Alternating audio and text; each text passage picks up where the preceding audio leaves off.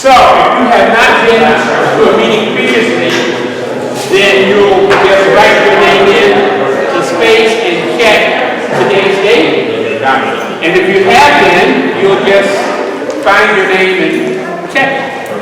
But here, just circulate it. Please, if this is your first meeting, write your name in.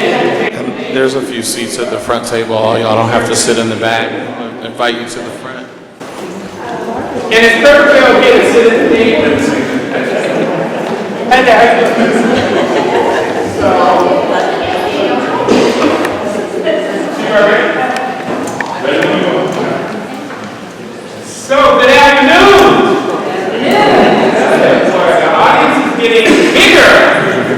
I want to welcome everybody to the third meeting of the DAG. And at the first meeting, we got a general orientation through lots of stuff here, so that everybody would be on the same page in terms of why, what's happening, where we are, and what the journey will be going forward. And then the main focus of the second meeting was to do two things, actually develop some group agreements for how we work as a community in this process, and then to share the available work group reports that had come out of the implementation process.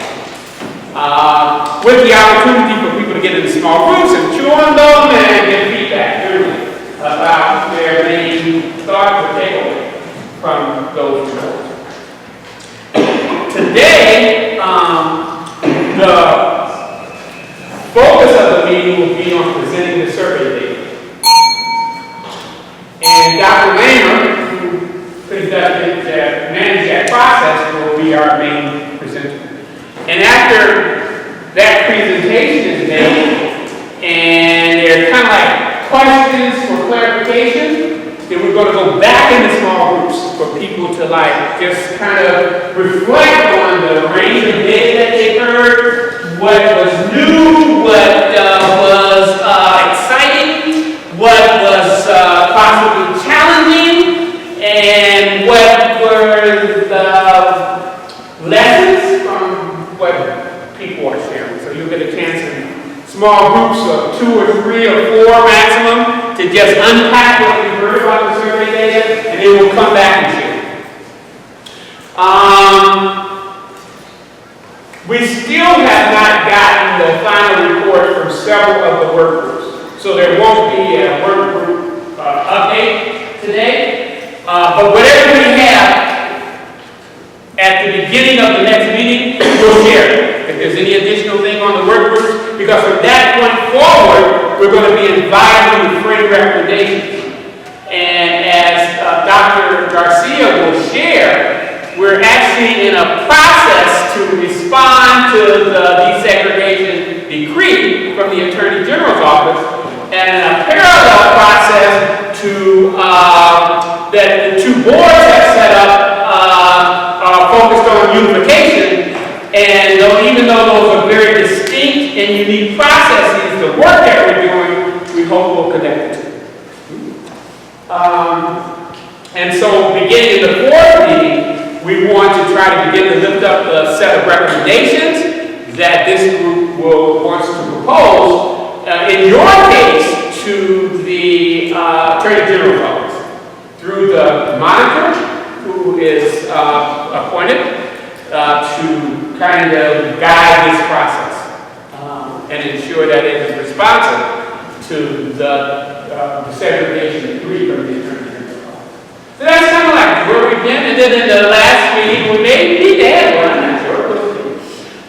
We actually then want to open it up in this way where we got as much community participation as possible and land somewhere in terms of a preliminary set of recommendations that you want to share. And then that has to work its way up through the desegregation decree process, but it also has to work its way up through the unification process. And so we're, as I said last time, we're building this road as we walk it. And so, and that every phase of it, we want to be as open and transparent and responsive to what you are seeing, doing, hearing, wanting to do. I'm on Wally, and I've been invited to be the facilitator of the process and to participate and support in a facilitation role the group of expert advisors who are advising the process. And so can we just go around the room and tell us your name and your affiliation?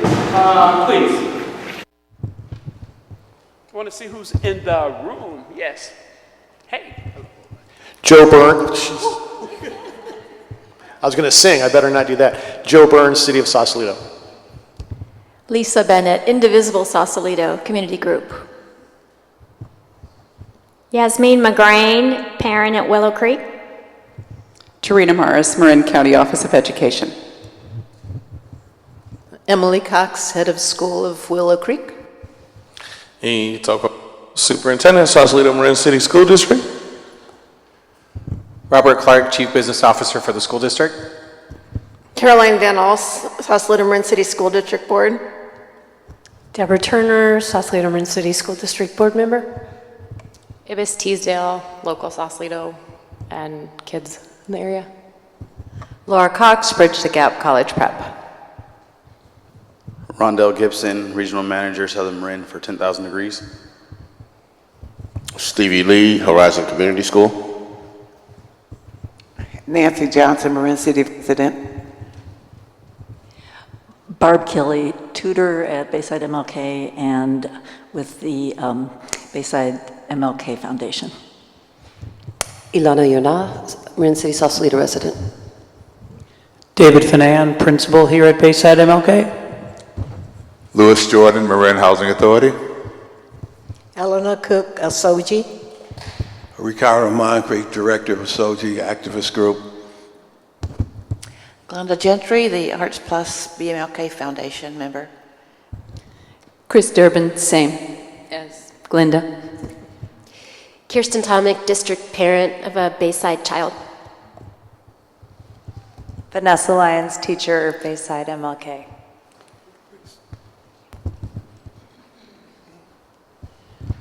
Christina Leimer, I'm the researcher doing the community needs assessment for the desegregation order. Chelsea True, Joyful Mind Project Community Organization. Laurel Morris-Bolter, retired teacher, community member, and volunteer.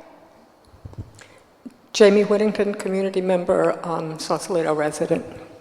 Okay, if you don't have a copy of what the handout there's a bunch of where the rest of the handout. So just pass it around. And now, let me just say once again, if this is your first meeting, add your name to the list. If it's your, and then put a check by today's date. If you've been here before, find your name and check all of the dates that you've attended so that we have an accurate record. I've got 10 copies floating, so just grab one. You don't have to sign more than one, okay? But there are 10 copies floating to enable us to get to that in a reasonable way. Last time when we met, we spent, I thought was a really great, energizing conversation about group agreements to guide how we work together as a team in this process. And these are the agreements that the group, I don't want to overstate the case, but I don't want to understate it, really strongly agreed to based on a series of dialogues in small and whole groups to kind of like come to some consensus about what the group agreements would be. But all kids are who? What? Our kids, right? And as we go through this process, assume goodwill, you know. Practice talking carrot, like the talking stick. Give space for all the voices to be heard. Listening and speaking with openness and objectivity. So it's both sides of the communication process. Examining your own perspective Stepping up, stepping back, staying engaged and leaning into discomfort rather than walking away. And disagreeing with kindness. And the point of these, as I tried to synthesize at the last meeting, ultimately you'll come out with a content that will drive the direction, that will determine the direction that you take. But if the community is not together, the content, the implementation and actualization of the content cannot be optimized. If the community is together and aligned, then no matter what the content, you will optimize the work. And you'll not only transform the lives of kids in Marin City, but as you tell the story, you're likely going to change the way that education happens around the country. And so my takeaway from this set of agreements is that it allows us to be our best self in a way that enables us to take the content that ultimately we will decide on and change the world. Any comments or thoughts or feedback on these agreements? Any additional reflection or concerns or affirmations about them? I was gifted this beautiful talking stick from Tanzania, so seeing no carrot, I would like to offer it. Thank you. All right. So, since the last meeting, it was suggested that we create a platform so that in real time and after meetings, people can check in writing to share their own reflections or thinking about this process and the work that we're doing. And I just want to invite Chelsea True, whose idea it was and who's agreed to coordinate the platform, to kind of share with you what it is, and with the understanding that at the end of today's meeting, we're going to create a little time for everybody to, with their phones, log on and post your first message. Yeah, thank you. I'll be very brief. Basecamp is a project management platform where we could collect and share our reflections on each meeting. So it's just a gathering place where we sort of have a record, and it's a creative process. So if anyone is like me, I'm more like a slow cooker, and my ideas come up in time, and I want to come back and look at them and sort of think tank it out. So maybe you don't have something to say in the moment, but there's a space for your reflections to be held. So I think later today we'll have a chance to get that, but everyone should have received an email with an invitation to Basecamp. And if those of you who are here for the first time, we'll see that once we get the roster together and your email addresses, that you'll get the same opportunity to participate. Okay, so let me just say, and I apologize, two things that we'll do today. At every meeting, we've got to talk about this process that we're in. And so the first part of the meeting will be, for those of you who have been here before, a repeat and a reminder of why, who, what, and how this process is mandated to unfold. And then, but we'll spend the bulk of our time unwrapping, sharing the survey data, and then having some real in-depth conversations with each other about our takeaways from that data. So I would like for the superintendent then to please begin. Omawale said it at least as good as Nelson Mandela, right, just before this, so I won't belabor the point. But just here to kind of ground everyone and remind them that this desegregation advisory group is part of the settlement agreement with the California State Attorney General. And one pillar of this settlement is the formation and meeting of this desegregation advisory group. The settlement agreement requires the DAG to meet at least twice per year until the termination of the judgment. And the purpose of the group is to provide comments to the district on educational programs and related programs within the district and issues relating to racial segregation, to make recommendations to the district to reduce racial segregation within the district and improve the district's education programs. The district shall contract with a qualified third-party expert or experts, subject to the approval of the monitor, regarding the effect of racial segregation and to facilitate and organize meetings. As Omawale shared, he and Dr. Limer shared, they are two of our 6 experts. A couple of others are here called in on Zoom, but because they live in other parts of the country, they won't physically attend every meeting. We were mandated to invite representatives from all the following categories or persons or entities through members of though members of the DAG are not limited to the following. If you filled out the attendance sheet, then we need for you to, on that sheet, write how you are affiliated. So by your name, write one of these options, or perhaps even if your affiliation isn't designated here, then write in what you believe your affiliation to be. Yeah, there is a membership category There's a membership category. on this sign-in sheet. So please look at the sign-in sheet, and if you haven't written in that information, you can do it on any sign-in sheet. Even if you sign one sheet, you can write this information in on another. Because I'm collecting them all and I'll compile. So you don't have to write it on the sheet where you put your check mark. But we do need for each person to identify their area of designation and participation membership for the record. And those would be students, parents of students, public school administrators, teachers, community organizations, the Marin County Office of Education, Marin Housing Authority, Department of Health and Human Services, City of Sausalito, and the Marin City Community Services District.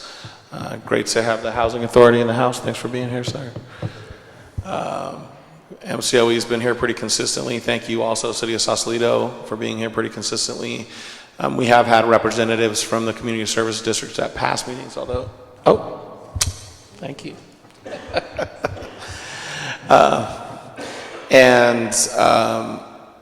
So the only folks I think we are missing are Health and Human Services, but they have committed to coming to meetings moving forward. So hopefully we'll have a representation from all 10 groups at the next meeting. As I said, DAG activities shall include but are not limited to reviewing and inputting relating to education programs in the district, including policies, procedures, practices, and any changes to the district's education programs as required under the judgment. Review and input relating to student demographic data within the district. Review and input relating to the impact of education programs on student demographics, and specifically with respect to race and ethnicity in education programs within the district. Review and input relating to feedback from the community regarding the education programs within the district. Review and input relating to health services, social services, and other supportive programs available to students within the district, and review and input relating to other activities and events within the district that may affect racial segregation within the district's education programs. Within 45 days of each meeting, the group shall publicize a written summary of the meeting, provide the written summary to the monitor and the superintendent, and weird to talk about myself in the third person. I will review the summary to identify potential improvements or modifications to district policies and practices, and identify potential partnerships with other organizations. And I will turn it over to Dr. Leimer. Okay, do you just trade seats, or how do you want to do this? I can. If you want to stand up and talk, I can be your man. Okay, well, let's see. We'll just kind of play this by ear and see how it works. So we have 3 surveys. Probably some of you took some of the surveys, perhaps the community or the teacher and staff survey.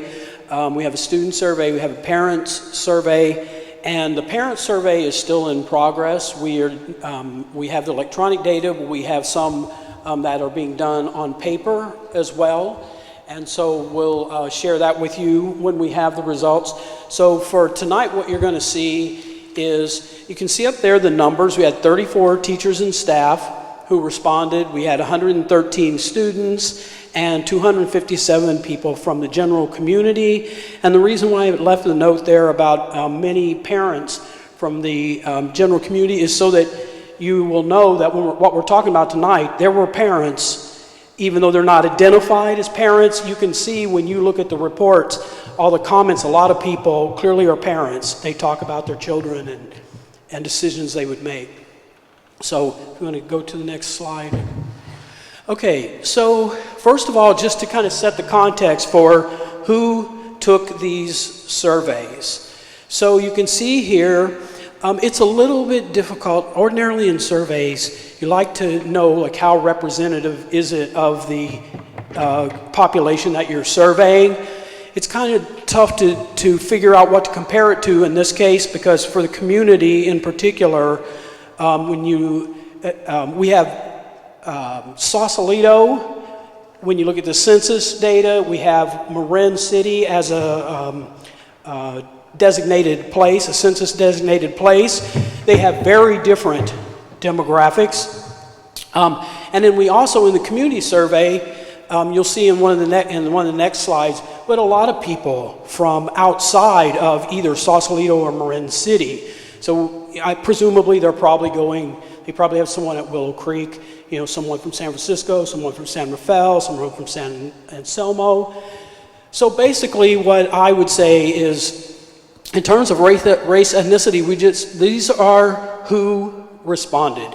So compared to Sausalito, if you look at the general community, Sausalito in the census data I could find is about 85% white. So we have a little bit higher representation of people of color than what we would have. For Marin City, though, Marin City is about 30% white. It's very diverse, about 30% African American and 25%. So basically, I would say it is what it is. We have this group of people, we have representation, and so let's see what everybody said. Go to the next slide. By school, you can see that teachers and staff, so we got good representation, got teachers and staff from both of the schools. And some of them work at both schools. And students, that's probably about the split anyway, isn't it, with the population? About 400, 350 to 400 at Willow Creek, and a little over 100 here. So that's not too far off. And then with the general community, and this is why I say, with the general community, you're going to see that it's very overrepresented. Well, overrepresented with lots of responses from Willow Creek. 54% had someone affiliated with Willow Creek. Might be somebody who works there, might be their child, it might be a grandchild, but we just asked about whether they had anybody affiliated with the school. And you can see that 38% of the respondents on that general community survey are not affiliated. So they're just somebody in the community who is interested in what's going on. So, I didn't break that out. It might be an interesting thing to break out. And in fact, as we go through this, because these are overall results, as we go through this, if there's anything that you think, that would be really good to know by race, ethnicity, or that would be good to know by school, or that would, whatever kind of breakout, then, bring that up and let's consider whether that is useful enough to do any other work on. Where they live, so you can see there, the students, clearly we got, you'll see in the next, you saw that they were pretty evenly divided by school, the students were, but we have more of them from Marin City. So clearly students going to WCA, they are also from Marin City. They live in Marin City. And the community, you can see that the large majority of them are from Sausalito, as you would expect, probably, just given the population. And then we have almost as many who are from outside. You don't see it up there. But they're, like, as I said at the beginning, they're from outside of either Sausalito or Marin City. Okay, so with that, then you know who responded to the surveys. So one of the things we asked was, it's a big issue about, where will this school be? Will we have two schools? Will we have one school? What is the actual location? What do we do? So we asked people, we asked both the teacher, staff, and the community, and we're also asking the parents this on the survey, whether they preferred one campus or 2 campuses. And as you see, there's not a unanimous agreement on what we would do here, but I would take this as a majority would say 2 campuses, and you have a large percent with no preference. So if you go to the next slide, where those people who said 2 campuses, this is where they said, well, you know, let's have an elementary at Willow Creek and middle at Bayside MLK. Okay, we'll go to the next.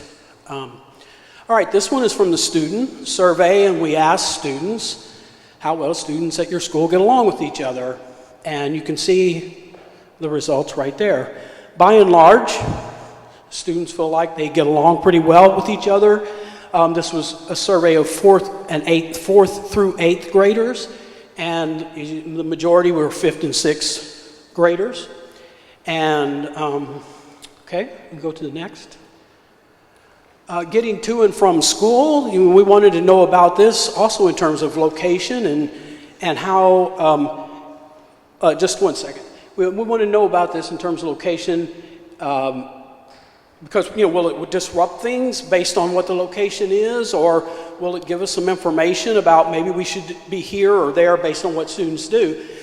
And you can see lots of students by car is how they get to and from school, and there will be even more actually if you take that apart, because you can see down there on the legend where it says walk, car, and bike. Well, that 1/3 means there are 2 more sets of that pie chart that show you various breakouts of how students get to school. So somebody might say, well, you know, I bike and I walk, or, you know, other things like that. So and you have a pretty good number that walk to school. Let me ask about questions. Wally, you want me to take questions while we're doing this, or wait until after, or does it matter? It doesn't matter. Okay. I prefer questions at this point be around clarification as opposed to questions of debate. Okay. This is for clarification. Prior survey. The prior survey referenced 4th and 8th graders. I'm just wondering who answered that survey. Was it the 4th or 8th graders, or was it the parents? No, the kids. We know that. Yes. Okay. Yeah, they were administered in the school. Right? That's right. Yeah. 4th, 5th, 6th, and 7th graders, 8th graders. Okay, and then just one last thing on this slide is because we also ask about riding the bus, again, thinking about how do they, you know, get to school, and you can see the majority of them never ride a bus by themselves. Okay? All right, so we also asked the kids, so, you know, do you participate with students from the other school? And how do you participate? And you can see that the largest group participates with each other through Bridge the Gap and sports. And then I put this much of the chart on because, again, like the other one, when you go down further, you see one person, you know, and they'll say whatever they wrote in. But you get the gist of things here from this. Okay. Okay, so now I want to make sure with this one, because most of what is in the rest of the slide, oh, we've got a little slide problem there, came from the comments. So it's a qualitative analysis. It's not going to tell you how many % of this or that. So what we're looking at is themes that came out of the qualitative data. And so I want to make sure that you have, among your handouts, you have this document right here. It's titled Unification Survey Thematic Results, because that's going to give you more depth, particularly when you get into the groups, when we have a discussion. It'll give you more depth about what the themes actually are, you know. So when we We asked, what characteristics do you believe make a high-quality K-8 school? And so for the community and for the teachers and staff, we asked that, and we're also asking that of the parents. So what you see up here with the bullets are the themes that came out. Teachers, of course, that they're caring, that they're highly skilled, that they are adaptive, that they get professional development. Curriculum, there was a lot of support for project-based learning that showed up a lot. PE and outdoor activities, so I saw that quite a bit too. People want the kids to be able to be outside and to get their energy out, to take advantage of the outdoors and the beautiful climate we have here. Recreation, gardening, sports, this came up often. Cutting edge curriculum, that it's challenging, it has a wide variety of subject matter, that it is STEM and STEAM and art and music. And when I saw this, I thought, well, what came from the work group curriculum wise, this seems to me to really reflect that. Which by the way, I wanted to mention the questions that we asked the teachers and staff came from the staff work group. And so this is directly what they wanted to know. So let's see. In terms of curriculum, culturally competent, just kind of looking, when you get in your groups, this will be good information, the specificity on this document. Parent involvement is key, and there was also some recognition that some parents don't necessarily have the time, or they have other limitations in being able to be involved, and that should be considered. But there was very, very, very strong support for the need for parent involvement in having a high quality K-8 school. The school environment, and this one, I spent a lot of time looking at this one because on my first few passes with it, I had a sense that there was something going on in here, and I was trying to figure out what I might be sensing about this. And so while you see a whole lot of things about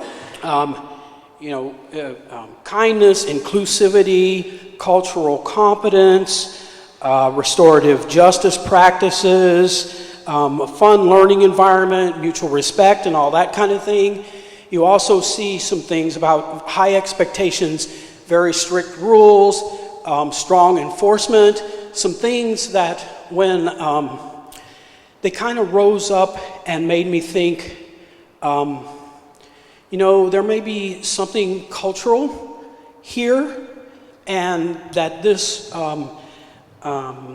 cultural differences may be playing out in terms of expectation and discipline. And so those of you who work in the schools are, here day to day, you can confirm or disconfirm or say, no, I don't know what you're talking about, that you felt about this, but it's something I wanted to bring up for you to think about. Okay? Yes. Can I ask you a question about that? Just in terms of frequency of response, or mode, if you use a statistical word, like how often would you say as a response that strict rules comes up juxtaposed with things like positive reinforcement and restorative justice?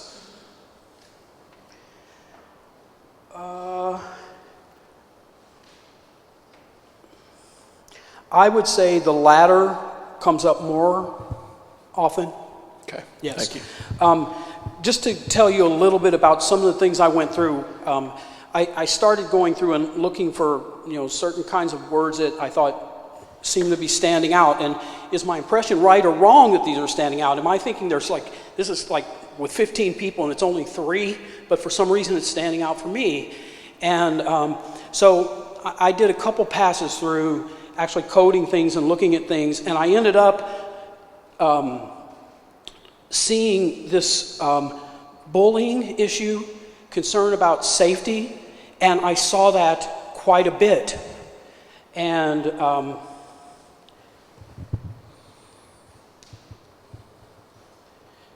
So I think that kind of fit in also order, discipline, and I saw those things along with, like you just asked, inclusivity and respectful environment, a loving and fair culture, and kindness. So it is very much a mixed thing, as you would probably expect from a culture. And I mean, really that's what we're talking about, is we have different cultures and we're trying to figure out how do we unify them in a way that we can all live and work and thrive together. So, all right. Just for clarity, I thought the focus of your question was how often were some of these seemingly disparate priorities paired in the same response? Okay. Not so much paired. The reasoning behind my question is, in the world of school culture and climate, basically some of these things, positive behavior expectations, positive reinforcement, restorative justice, are actually conceptually antithetical to the idea of strict rules. They're really the two opposite ends of the spectrum. And so I was asking about frequency to try to understand how often people were talking about strict rules, which generally we attach to things like suspension, expulsion, removal from class, versus positive behavior expectations, restorative justice, positive reinforcement, which means there are strict behavior expectations, but how they get reinforced and the ways that students experience those things are very different. On the one hand, over here, with positive behavior expectations and restorative justice and positive expectations, you have an inclusionary practice, and on the other side, with the strict rules, you tend to have an exclusionary practice. And as a state, as a matter of fact, there's been some recent changes in Ed Code. We actually can no longer suspend children for things like defiance or disrespect. But just a quick read of the room and minor assumption about when all of us might have been born, that's all a very different reality than the school that we experienced, which was strict rules. Yeah. Okay.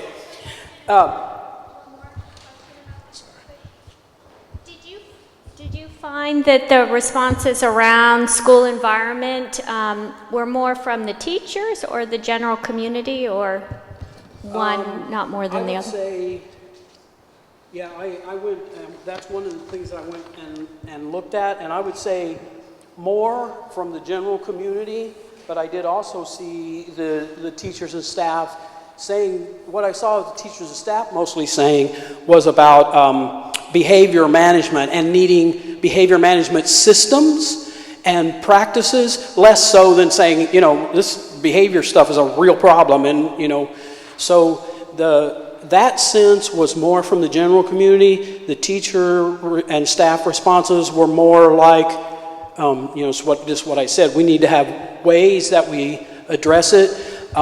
We need to have more staff that help and that help us deal with it. From a process standpoint, we've probably got about 30 minutes for this presentation, and then we'll have about 30 minutes to have dialogue.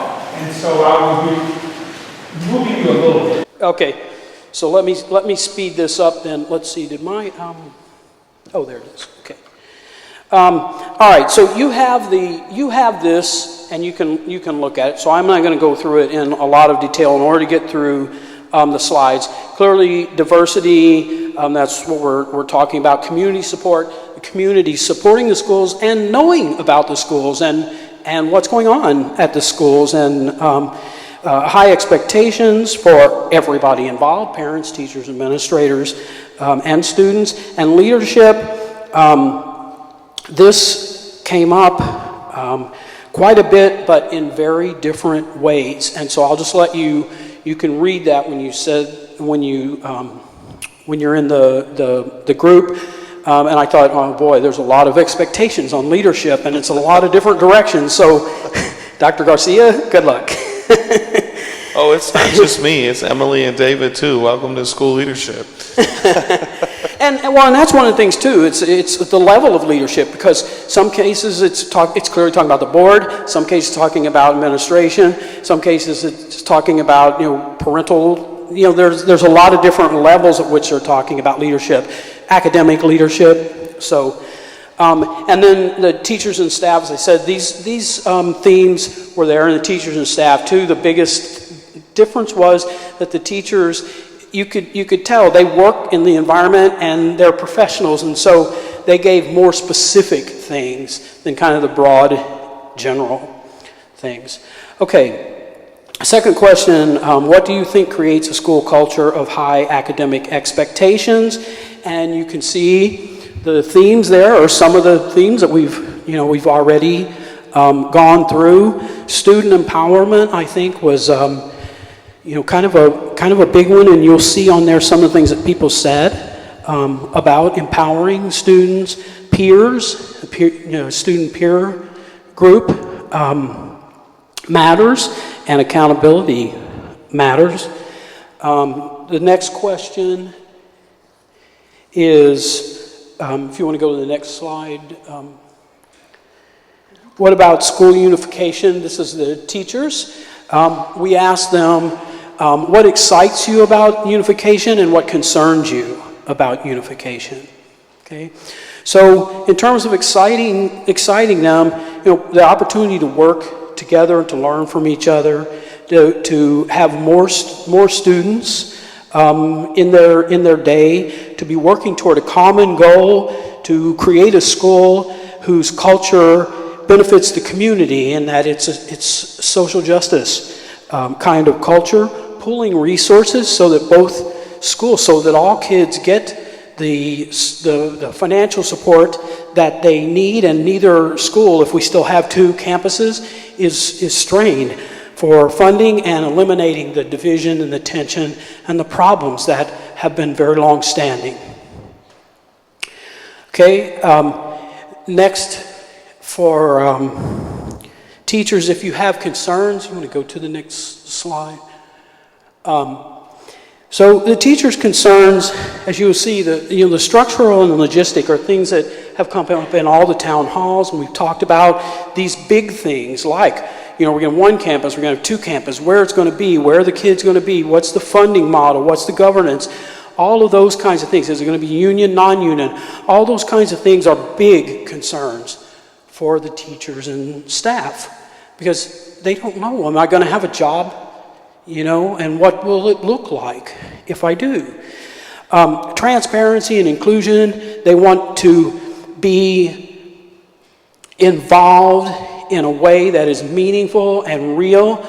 And I think if you look at some of the things they said, they have some good suggestions, and they basically were saying, use us to help make this work, and communicate with us, keep us in the loop all the time. We want to know about things. Families leaving the area, they're concerned about that. You've heard that in the town halls. And then emotional. There's so much anger and pain and fear, and it's all around. And it's for many reasons. There's a long-standing tension and difficulties here. And so, and now it's all here. It's historical, and we have to remedy some things. And there's some really big and difficult decisions that make people afraid and make them feel like they might get the short end of the stick, and nobody wants that, right? So the teachers are saying, that needs to be addressed. That's their concern. Okay, the next slide. How unification is going. This was with the general community and teacher staff, and it will also be on the parents, asking the parents. So you can see that a small majority of both teachers and staff and communities have participated, and they participated in the town halls, the things that have been open primarily. So if you go to the next slide, what you see here, though, is on the scale. We're we're basically doing less than average in terms of both the process and the voices being heard. The teachers feel a little better about it. The scale is 1 to 5, so 1 is not well at all, 5 is exceptionally well, so 3 would be average. Okay. So concerns there were in the community survey. We just talked about some of the concerns the teachers had, and so in the community survey there were lots of concerns about the process, and you'll see a fairly big paragraph.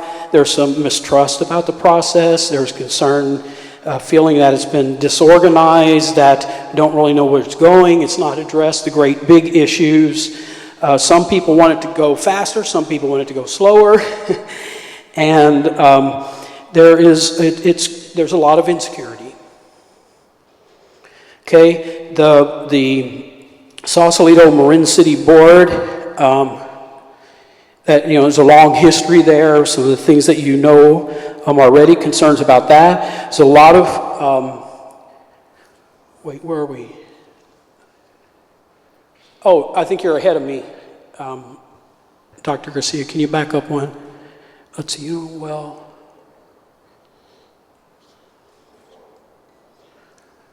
okay, nope, sorry, I'm off track. Okay, race, ethnicity is one. I don't know how that did not get in there. People are very concerned about people, Willow Creek, being labeled racist and being labeled unfair about that. Some people feeling that Willow Creek has not acknowledged its privilege and it's the history of redlining in Marin City that has led us to part of where we are now. There seems to be, some people say there seems to be a focus only on students of color, and this has become a political and a race issue, and a feeling by some that African Americans in Marin City don't want to work with or go to school with whites. So we clearly have some very overt racial issues to address here as well. Desire for unification. Most people who responded to the survey do want this to go forward. They do want to unify. And there are some cheerleaders in the group. Rah, let's make this happen. We have the opportunity of a lifetime. We can lead the world here. And then there are a few that are saying, I'm not on board with unifying. I don't want to unify. I either want things to stay like they are or I want to go to Mill Valley. So we have that, we have that issue. Because the people who responded care enough to respond to a survey. Okay. I said, how much of a concern is there? I mean, what do those numbers look like?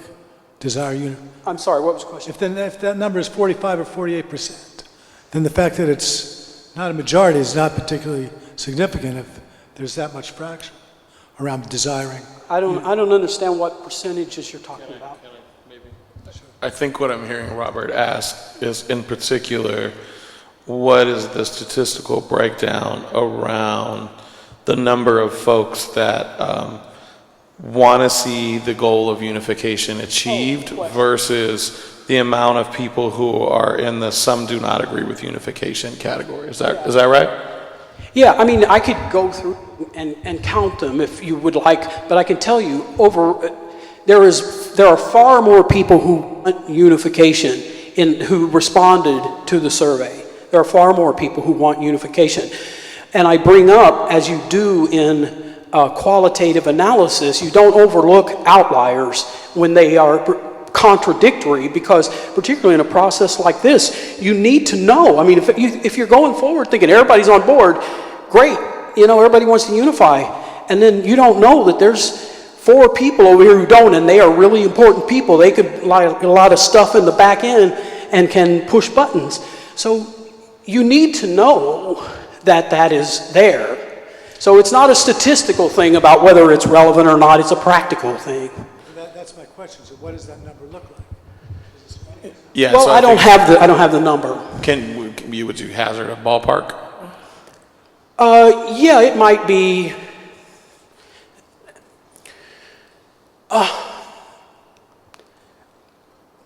It's going to be less than 10%. I'm thinking if we have 250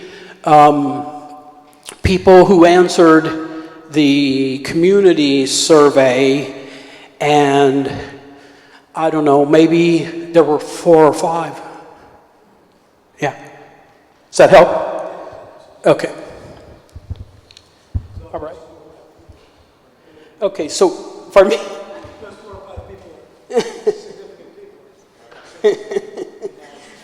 Well, statistical significance really doesn't mean much anything in qualitative research. So, but I do understand the inclination.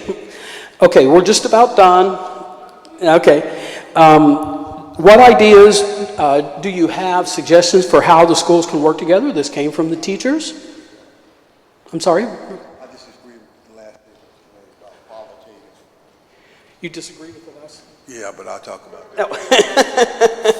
Okay, all right. Let's see. The teachers, they said joint events and, you know, a variety, so you can do professional development together. You can watch each other's teaching and give feedback. You can have some fun events that are not necessarily just about work, and you have some events around teaching methods and cultural competence and all those, a lot of different things. And then, you know, they also said, you know, healing and trust, because we have some things where, you know, or people who think one school's better than the other, and depending on where you're at, it can make some differences in terms of how you treat other people or what you think about what they're doing at that other school, and what you're doing at yours. There's a sense in the community that the schools are pitted against each other, and so that makes it very difficult for the teachers and the staff to work together. And they said determine the issues around unionization so that they can settle that concern that they have and concerns about their job.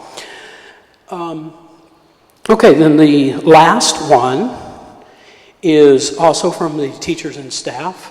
Can you go to the next slide, please? Okay. Okay, what suggestions do you have that would help unify schools and communities? So I also wanted to mention in terms of suggestions, because the teachers and staff, someone in that made a suggestion, it fits well here, that there are parents at Willow Creek who are very on board with unification, and that we should work with those parents and have them lead it and help grow the support for and work through some of the difficult places around unification.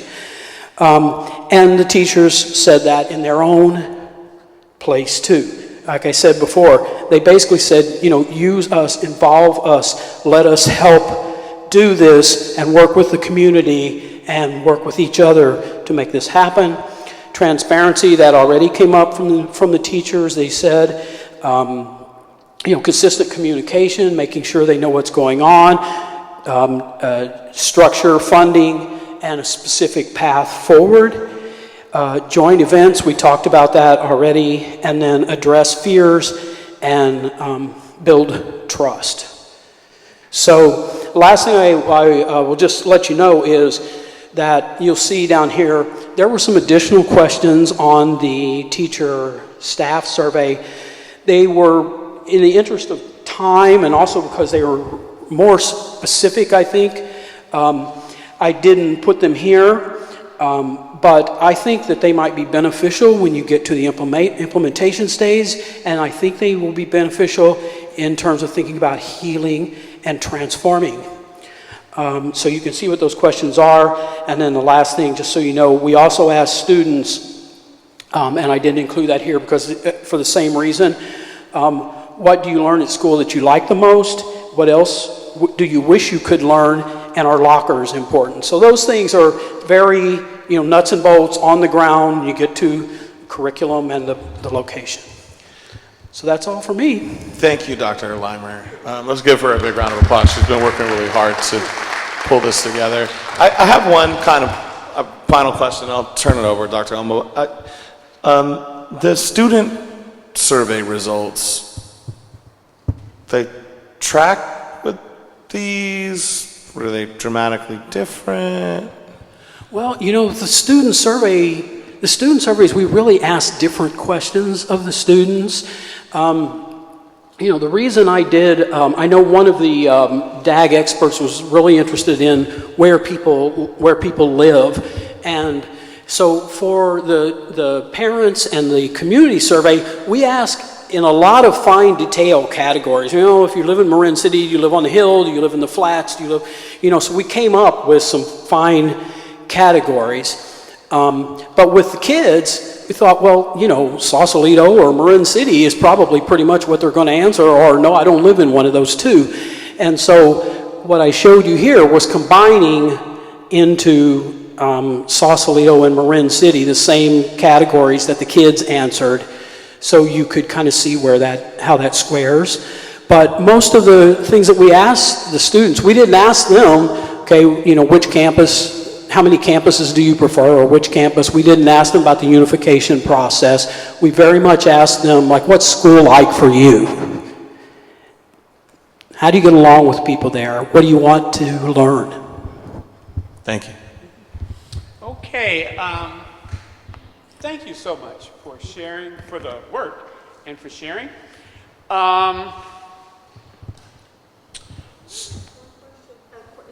It's a yes, no. No, go ahead. They're never yes no questions, but it's a good way to get the microphone. A politician or a researcher never gives you a yes or no. Right, beg forgiveness. Can you do a slice on the information that you've got now on the students in Marin City and Sausalito by ethnicity? In other words, of the Marin City students, can you do a breakdown on the ethnicity of the Marin City students? Will it quick breakdown like that? If you have a response now, you'll bring it back.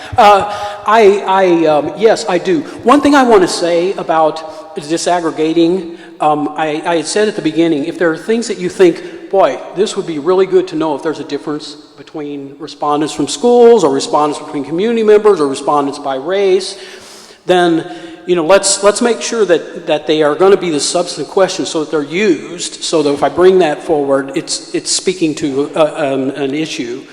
But one thing to keep in mind when these responses are a very small number is if you try to break it out, you'll end up with one or two people. And that really, you can't say that reflects that person's opinion, but it may not reflect the opinion of that person's group. So we want to kind of be a little careful about breaking out those smaller surveys. But, you know, that said, I certainly can take a look at it. Yeah. So let me make a couple comments as we transition into smaller group discussions. And once again, I really, really thank you for the work that you've done. So if you look at this document, in question 1, they identify 8 characteristics of a high-quality K-8 school.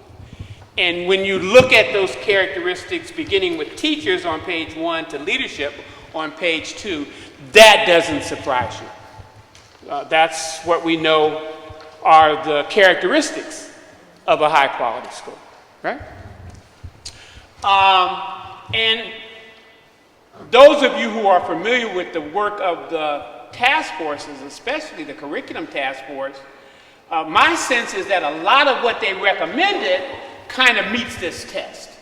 But we do need to do that crosswalk, if you follow what I'm saying. All right? If you go to question 2, similar question but different. What creates a school culture of high academic expectations? Once again, there are 8 or 9 responses from parents on page 2, again, leadership on page 3, and once again, you're not surprised. What are the factors that will allow a school to have high academic expectations? Yeah. these tend to be the things wherever you go that people will agree on, that for which that is true. And so I think we've actually named the destination in terms of what we want to create, and maybe named some of the pathways that we have to consider if we build it as we build a new school, or as we make decisions about the schooling going forward. When you get to question 3, what excites you? I think this is important. It's important because, at least for those people that are aligned on that point, you want to make sure that you continue to feed their energy. And so the things that they say excite them are the things that, some of the things we ought to continue to do. So they stay excited. And then when you look at question 4 and question 5, you're getting honest and genuine, in my view, feedback, or it seems to be very thoughtful feedback about people's cautions or concerns. And once again, given that you're of and participate in this community and you've been having these conversations for a while, this feedback should not surprise you.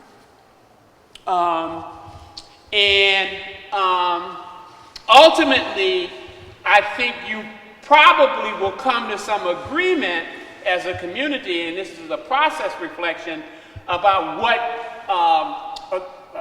a good school is, and then the elements and characteristics of that school, then how the issues around structure and logistics that are named here on page 3, around transparency and inclusion, around families leaving by choice, around all the various emotional issues, and then continuing the fears about the boards, the 2 school communities, about the unification process, the race. All of these things are, I'm so glad they got lifted up and named. They're not elephants outside of the room. They're right here in the room, and they need to be confronted and understood. But once again, they don't surprise you. These are the conversations. Even though you may or may not have done a survey, these are the conversations that are going on in the community. And this is reflective of the issues that people are raising. And then the set of ideas in the rest of the survey about how people can connect and work better together. Once again, this is not surprising. These are things that you know from your own experience. And so these messages kind of affirm what we already know. And that's in my sense, the main feedback. Now, given that, okay? So what happens in this process is that it's imperfect. And all processes like this are imperfect processes. You're at a place where you say, I wish I had all the information I need in order to make the right decision, but you never have enough information to feel comfortable deciding in the moment. But where you're at, you got the information that you've got. So you've got to decide based on the information that you've got how you will go forward on the desegregation decree and how you will go forward on unification. And the information that you'll continue to compile and collect, no matter what the decision is about how you go forward, you will use that information to inform how you implement. Let me say it again. So all of the information that you have now is all that you have, but you will be making choices about how you go forward based on that information, imperfect though it may be. As you continue to gather additional information, whatever the choice is about going forward, that new information and your continued reflection on the current information will allow you to be smart or smarter about how you implement. And so be willing to live with the imperfectness of the process in terms of not having all the information that I need to, just really be assured and comfortable that I've got it right.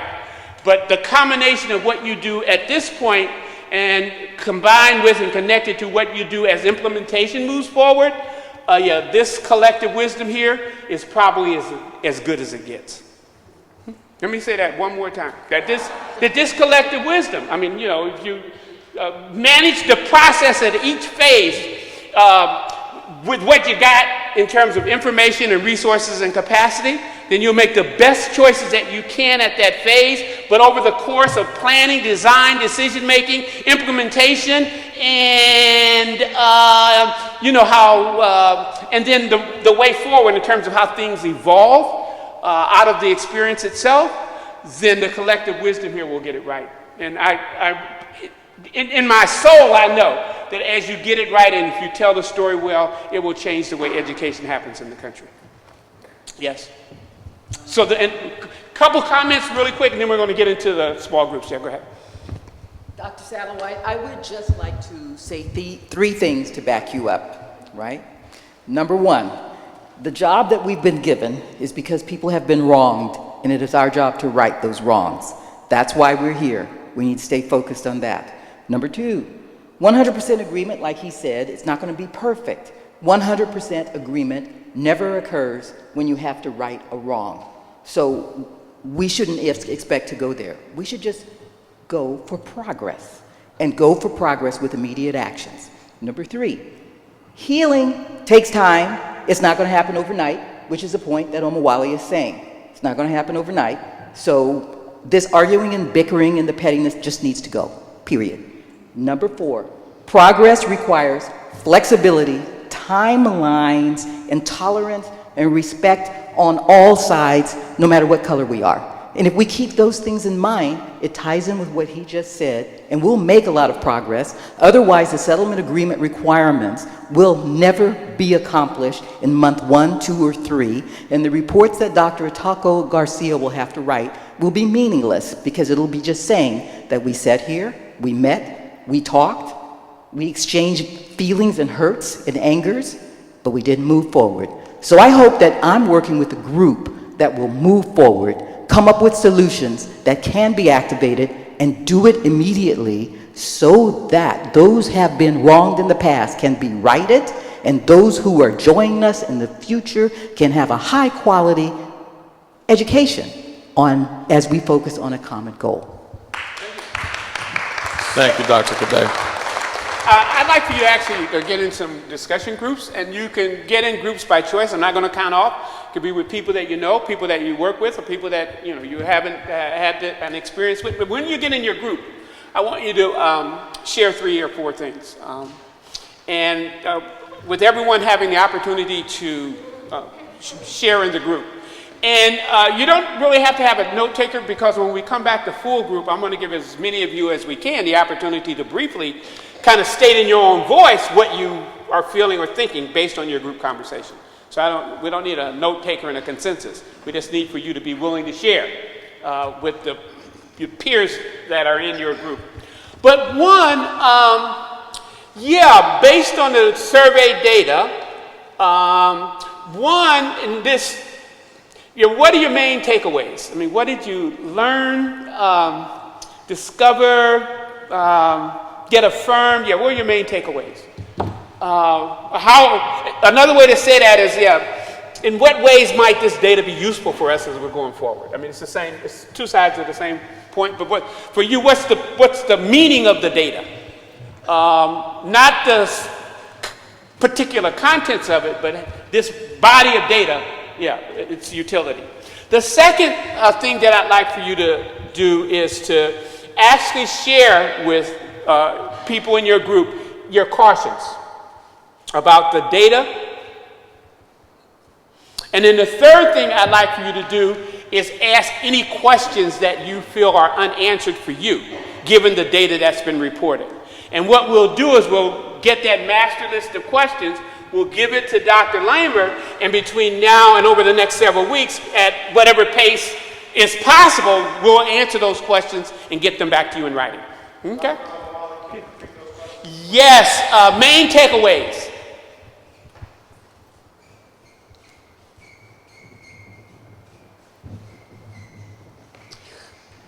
Cautions, unreadiness about the data. Well, it's not enough. It's not clear enough. It's not aggregated in the way that, whatever your cautions are.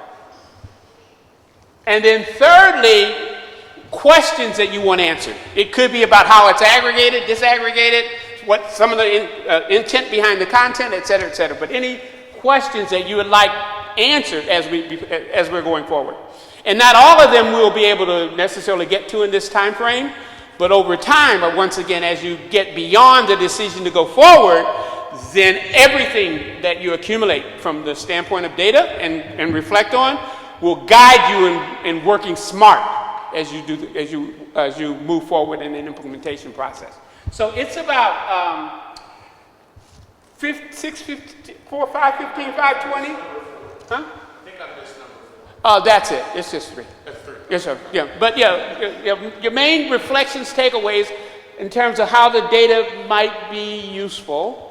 Your cautions, it's not enough, it's not clear, it's not, what's my concerns about the data, and then, anything that you want us to answer about the data going forward.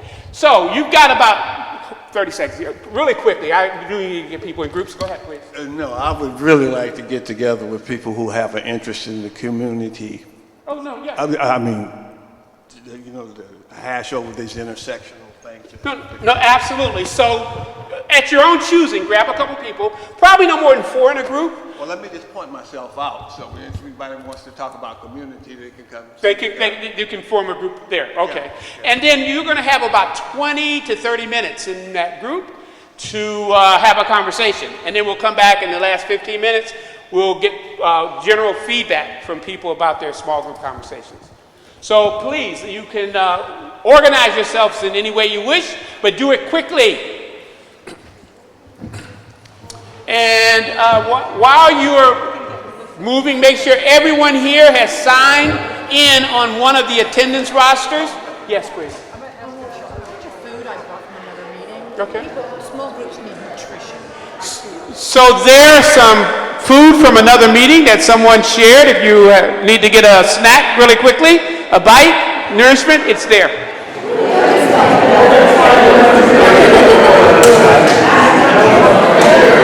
Is there a Lewis Tatum here? Lewis Tatum?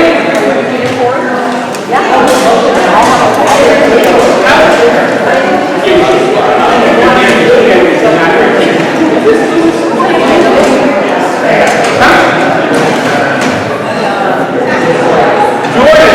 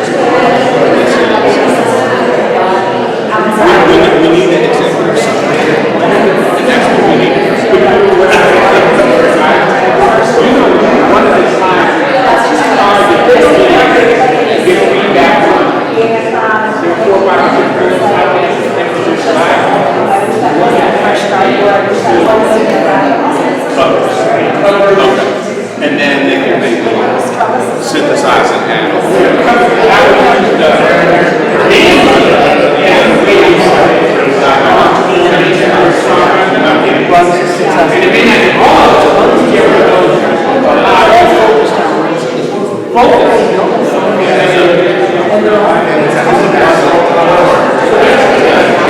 they're making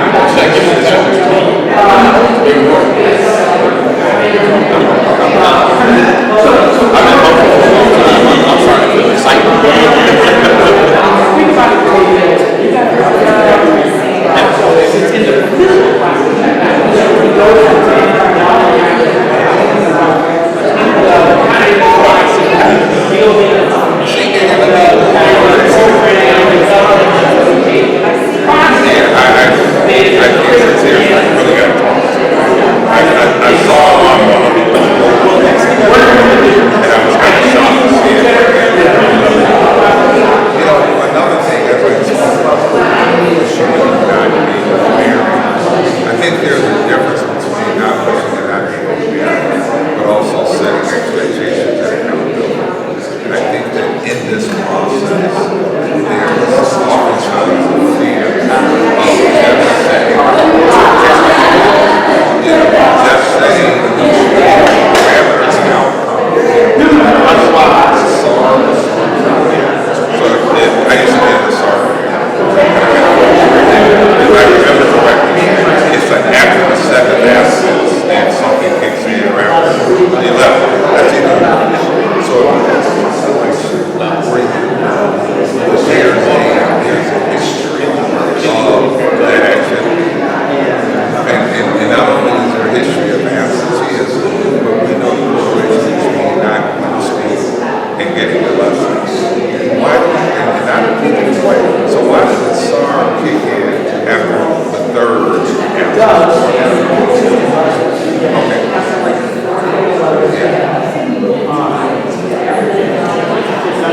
Right.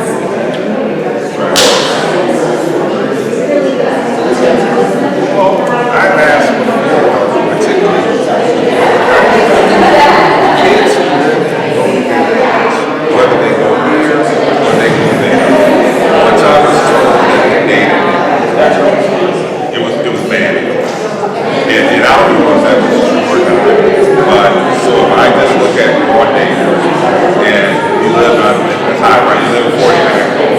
Whether you're at MLK or you're at, it says that it's necessary. I don't know if that's great academic outcomes, not integrity.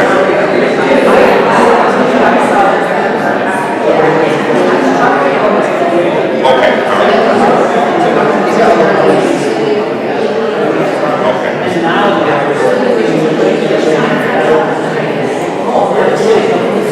It's all.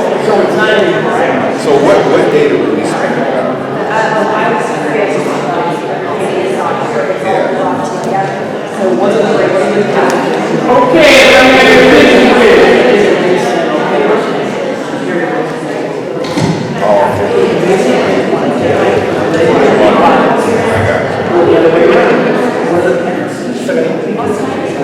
So, want to get some quick feedback, and then we want to take about 5 minutes and get everybody to join the platform. Let me have your attention. You can stay in place. You don't have to come back to this table. Of course there wasn't enough time. But it gives you the opportunity to look at the report, to reflect on what has been reported, and come prepared at the next meeting to deep dive into how we should go forward. So, the first question was, what were your main takeaways? And let me just demonstrate. As I said earlier, my main takeaways were there were no surprises in the data. That what it takes to create a good school and school climate, the kinds of concerns that are surfacing in the community, and what it takes to bring groups together, no surprises, which gives me something to begin this, understand and work with. Others, what were your main takeaways from the data? Yes. I think we all found it, like you just said, Omawale, reassuring that with regard to what it takes to make a good school, that the key things that rose to the top, and we're assuming and hoping that they kind of rose to the top with all groups, is that all those, whatever you said, 8 or whatever number. I mean, if I were to list, if I didn't have this list, I think I would come up with almost that exact list, which is, it's really reassuring and exciting that there's commonality among, because we focus so much on how we're different and how unhappy and distrustful people are. But then when you look at this data, it's like, wait, we actually have a lot more in common than we think. And then even on the point of the concern, if we know them, then we have the possibility to address them. Yes. Other takeaways, any others that are different than what's been shared? Yes, please.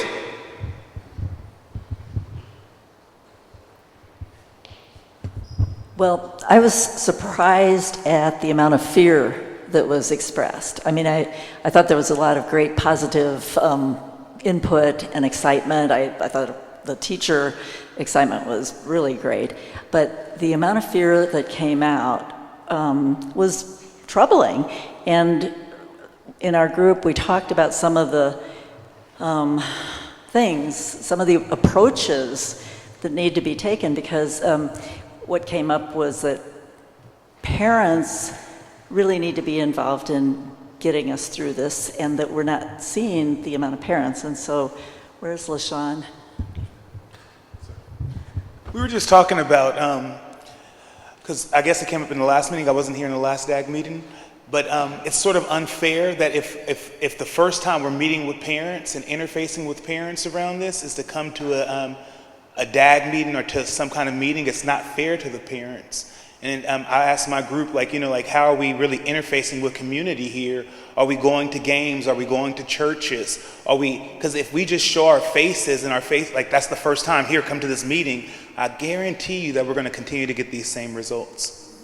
So could you, Weesey, who's working with me, that's for me a caution to appreciate how the whole notion of how we engage parents in this process and the feedback that we get from them.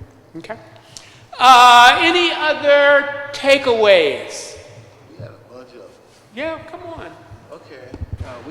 We had a bunch of them. and it looked like we covered the world map almost. It's all good. Because we talked about everything from healing, you know, and, well, Dr. Cadet, wait, she still, yeah. She was the superintendent of schools up in Sacramento, and you know she had some really juicy things to, you know, to offer to the conversation. And it's currently the executive director Yeah. of Green City CDC. But I think I opened it up when I referred to my conversation with Dr. Garcia and tried to establish some sort of baseline in my mind. Are we the only ones that's doing this type of process in the state of California? And I think Dr. Cadet said, yes, we are.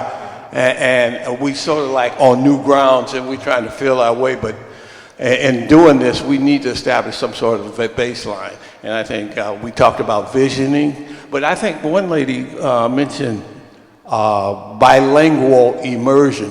Where is she? Okay. So again, You talk these about cautious opportunities to consider pursue. You can put everybody in.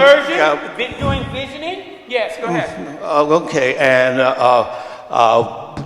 we talked about 3 versions of visioning, the mechanics of what a vision is, you know, for the school and how it's playing out currently. And we talked about parents visiting schools and how it made a difference in certain school districts. You know, you should be saying this stuff. You're good. No, wait, I mean, she's just loaded with good stuff, you know. I agree with you, but we're in a slight time crunch, so I want you to wrap it up. Well, this group, is there anything else that you really... But this is good. Anything else from our It's group? okay for the group. Any other points you want to lift up in terms of takeaways? Okay. Are we right there? And another takeaway for me, and I said it earlier, that the collective wisdom in this group can change the world. And so, yes, thank you. Let me then shift to cautions. Oh, you had a takeaway. Yes. And then we'll shift to cautions. One of the takeaways we had in our group, and I think you can see it in the results, is it almost seems like there's, when it comes to fear, 3 buckets of fear. You know, there's this historic fear of the past, which seems actually to be dissipating a bit because of the responses positive about unification and the solutions teachers were offering towards unification. And then sort of the second bucket is this short-term fear. Well, for teachers, do I have a job next year? What is this short-term period? And for parents, what is the school for my child going to look like next year? So the short-term fear is just really high right now in certain buckets. And it's clouding the future, I think, of the possibility of unification, unfortunately. And I think the third bucket is some long-term fears about, you know, what does unification, the school structure, and the you know, practical side of it look like. But I feel like that is almost less of an issue now because people have been involved in the unification process. It's just, I think, you almost have to look at some of these results and sort of figure out where the fear is, that the palpable fear really is. And I think it's more, to me, reading this is more in the short-term fear bucket. That is very helpful. Thank you. Other cautions, please. I'm sorry. And I might have missed this in the beginning, but I loved hearing that the students said almost overwhelmingly we get along. I love that. So sorry if that was... No, thank you. Thank you. Any additional cautions that came out of your conversations? I just find it really hard to look at the data without the parent voices being represented, and then I would be really curious to see what the 2 different schools, because I know it was qualitative and brought together, but what parents from different schools look like. If we get to look at the parent data, I don't know if that's going to happen for the next meeting, or and I would also be really curious about attendance, and I don't know how to look at that, but just how... You mean attendance in this... Yeah, just as far as like what even people thought about, like would it be harder to get to school if it's in a different location, or if elementary is proposed in, you know, back at Willow Creek, you know, what that would look like for attendance. And then we had a really good point about African American student success rate being really high here, and just sort of a question exploring that versus what it's like at Willow Creek Academy. Thank you. And I can see why. The question, we just talked about just getting more teachers in the space. And and that it's sort of unfair, to have this from 3 to 4 after a long day's work. And we said in order to like maybe bring down that fear within the teaching population, to have something like this in the daytime, where our time is being respected and we're being paid for, and we're like, we're really being respected in that space instead of having to give up our evenings. You're absolutely right, and that is probably true also of parents in terms of the convenience of the time and the location. And so once you get through this like shorter term process, then it's going to be really important to take the conversation to the places where people are rather than trying to bring them into your space for all of the populations, but then you create a common space that people can come to kind of like to blend the thinking and the ideas. But you're absolutely right. That's true for teachers, it's true for parents, and it may be certainly true for students and other identity groups. But if we take the conversation going forward to each of the groups in places where they naturally are, then yeah, we'll be okay. Yeah, and if we're good listeners and connectors, and once again the collective wisdom of this group, yeah, we'll change the world. And then back to the point that she raised, and I just want Dr. Toko to share that perhaps the most unique thing about what's happening in unification is that the experts aren't making the choices. Please. Yeah, I think that how many people have lived in this community for more than 20 years? Raise your hand. Now, just invite everybody to look around. How many people lived in this community for more than 20 years? More than 20 years. How about more than 30? Right? So those of you that have your hands up still, how many times have you seen this tried? You feel like this is the first time. But anybody else have a different opinion? In this form? Yes, that's not what I'm asking. I'm asking how many times have you seen it attempted? Many. Right? Right. Exactly. Right? And so it's really important for those of you that were at the first DAG and looked at the timeline that we presented at that meeting of the history of education in Sausalito. It's really important to note that this has been attempted many times. And the difference between this time and all the other times is that every other time there was a tiny group of experts in some small black room that came up with a plan and then came out and tried to sell it to the community. And it never worked. And so large community engagement processes are always messy. They're never neat. Human processes are not neat and predictable and fully structured and all the things, right? And so what I just want to remind everybody that's so very different about this time, and thank you for specifying, Mr. Julius, is that this time, this is a very community-led process. And what we are now doing with this smaller group here and with our group of expert advisors that is an amazing team of people that have agreed to help us is now feeding the community recommendations and process into an expert process for reflection and refinement so that we can feed it back to the community and get really a final round of, hey, did we hear you? Are we getting it right? And I just want to invite us all to remain grounded in that reality, because I would agree with some of the elders in this community, which is, hey, if we just went and did it the same way it's always been done, we're probably not going to be successful. But that's not what we're doing. We're doing something very different. And I feel the energy building around a dramatically different outcome this time. And so I just want to thank all of you for your time, your energy, your engagement, your reflection, your ideas, your inspirations, your observations. Because for those of us that have been very deeply involved in this process, nose to the grindstone, sometimes it's hard to look up and see some of the things around you. And all of you are providing that kind of perspective for us. So thank you. So let me ask one final question. Are there any questions that you had about the data that you want to be further addressed or explored? Yeah, please. I'll come.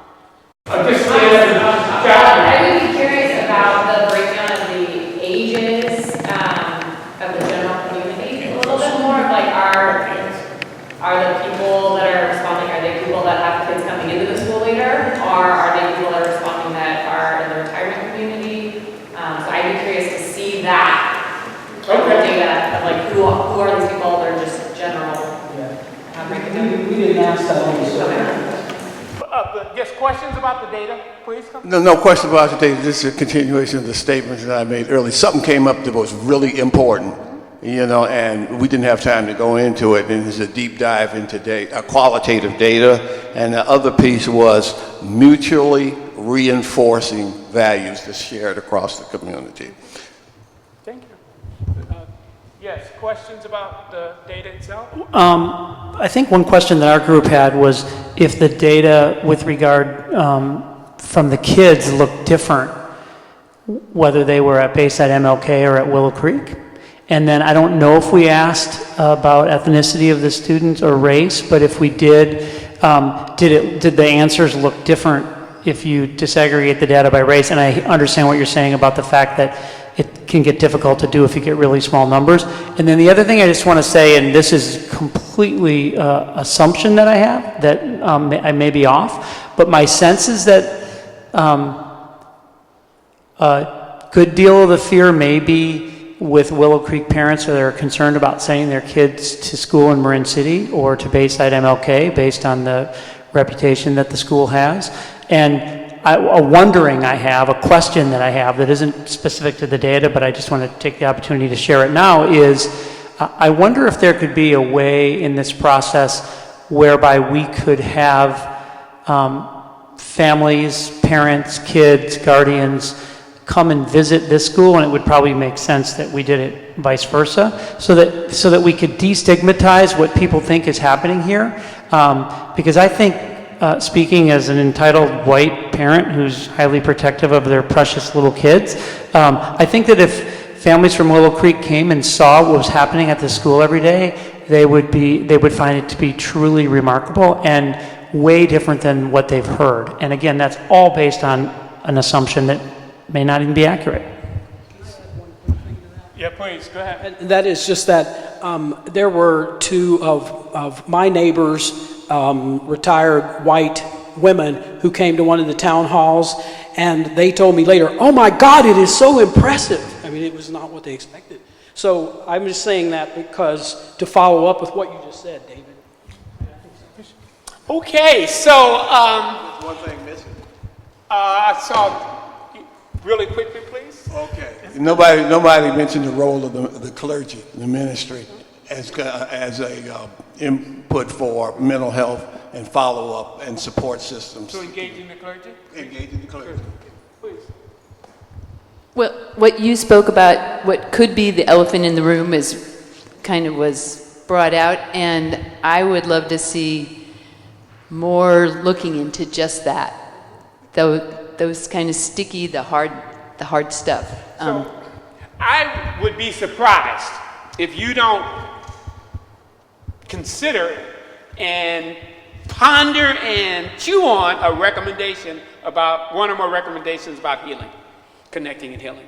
They have to be connecting and healing. That will be a part of your dialogue and what you bring forward. And at this point, what you're creating is a framework or broad blueprint that the nuts and bolts of the implementation will come at a later phase in the process.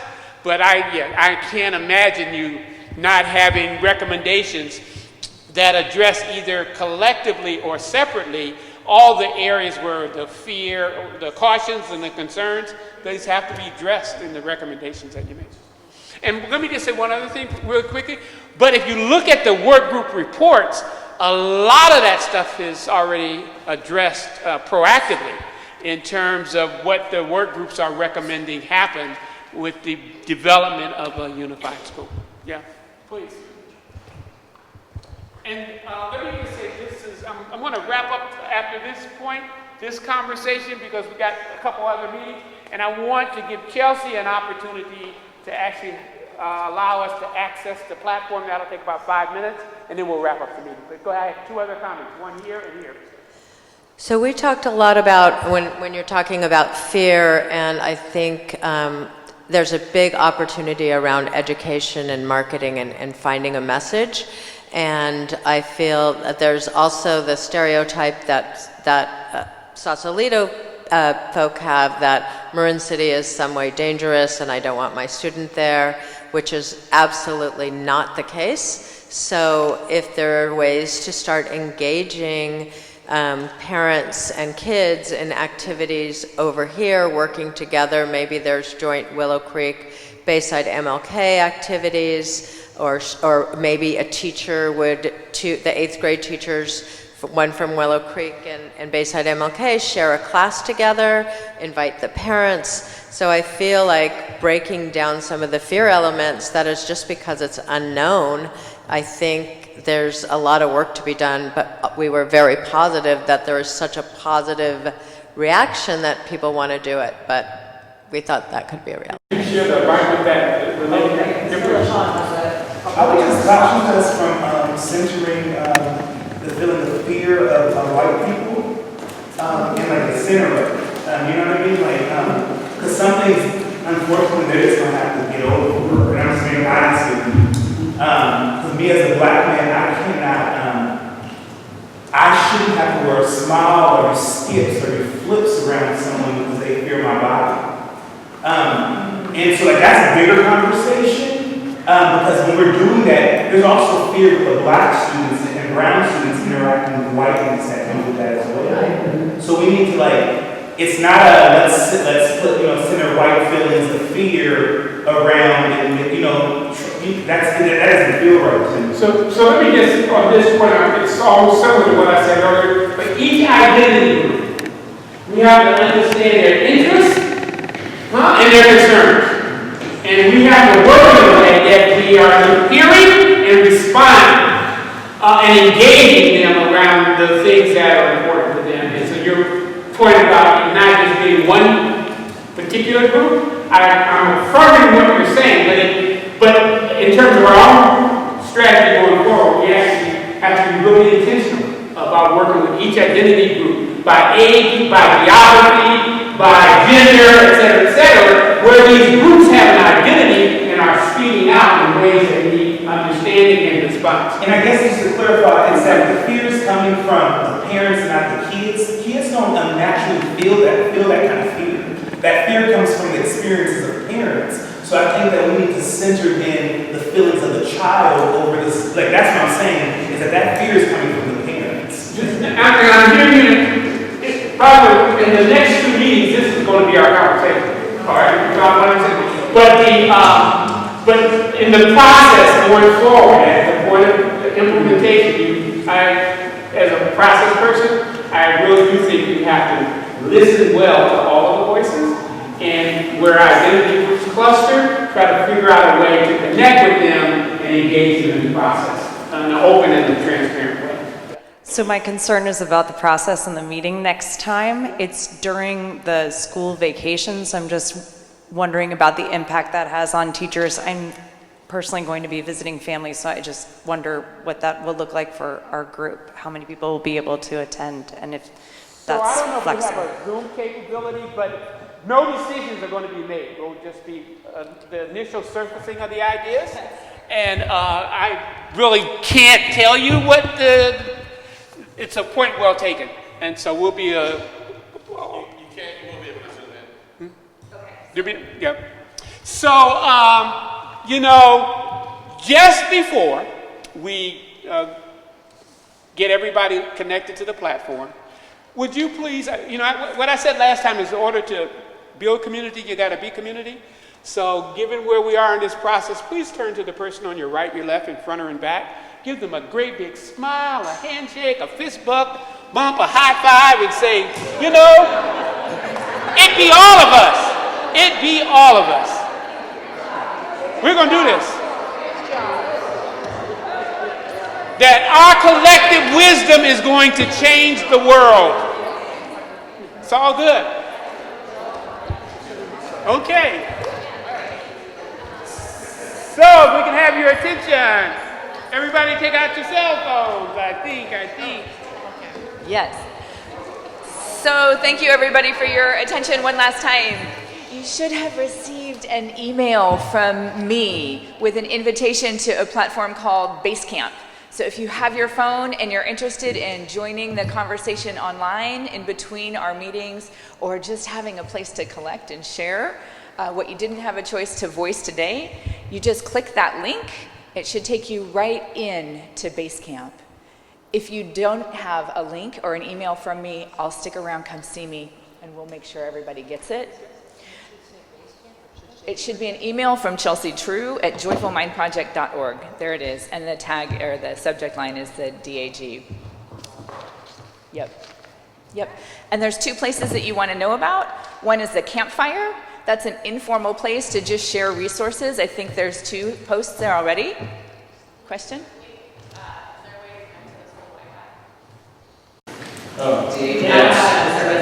Yes, you can go to gas. And it's 1, 2, 3, 4, 5. Well, the gas is 4, 5. 1, 2, 3, 4, 5. No. Oh yeah. I don't know gas. 1, 2, 3, 4, 5, 6, 7, 8, 9, 0.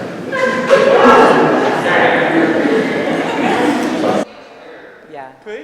So once you're in there, there's 2 places to concern yourself with. One is the campfire, an informal place for discussions. Say hello, introduce yourself, post something you think might be of interest to the whole group.